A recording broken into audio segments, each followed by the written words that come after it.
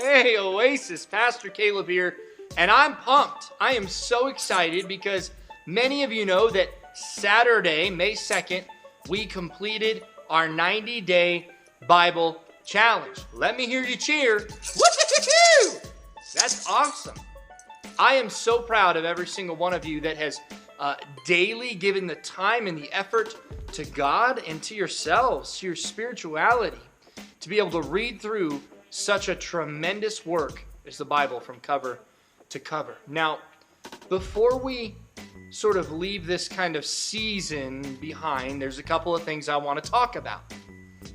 First, the most important thing you need to walk away from your reading of the Bible is an understanding of a particular word, and that is the gospel. If anyone were to ask you, what must I know to be saved? How are you going to answer them? See, many people know the gospel means good news. They know that it's good. They know that it involves God's love. They know that it involves salvation. But when the biblical writers use the word gospel, they're talking about the entire narrative of salvation. The gospel's actually a story. And it's a story that you've just read. It starts with God creating the heavens and the earth, creating people to be in right relationship with Him, and then people fall and rebel against God. Then it continues in the choosing of the nation of Israel to be a people by which God will eventually bring about whom? Jesus Christ, the Messiah, born of the Virgin Mary, who suffered and died on the cross, rose again 3 days later, and by our faith in Him, through repentance and belief, He brings us into the new heavens and the new earth that you read about in the book of Revelation. That's the gospel. What must I know to be saved?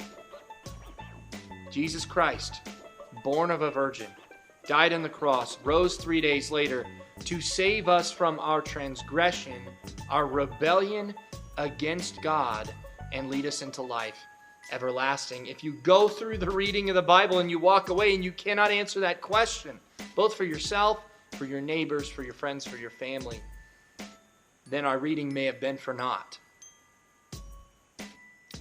Now, another question that we're left with is, where do we go from here? What do we do now?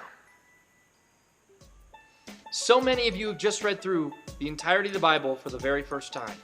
And it's a wonderful accomplishment. But it's not the end-all of faith. It's not the end-all of life.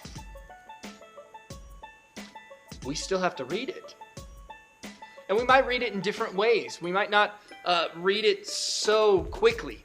Some of you might benefit from going back to the very beginning of Genesis and taking it more slowly, maybe a chapter a day.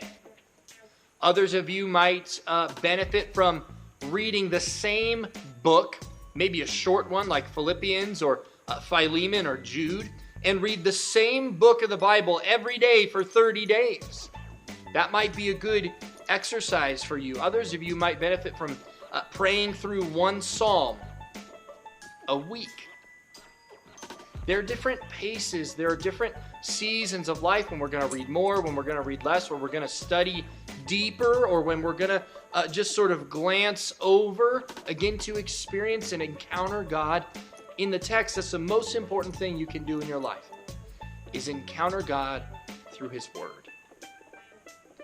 So yes, many of you will want to take a little bit of a season to take a breather because you've worked really hard.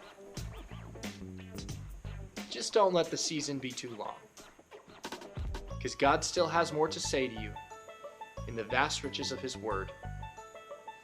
I'm so proud of you, every single one of you. I love you all. Have a blessed day.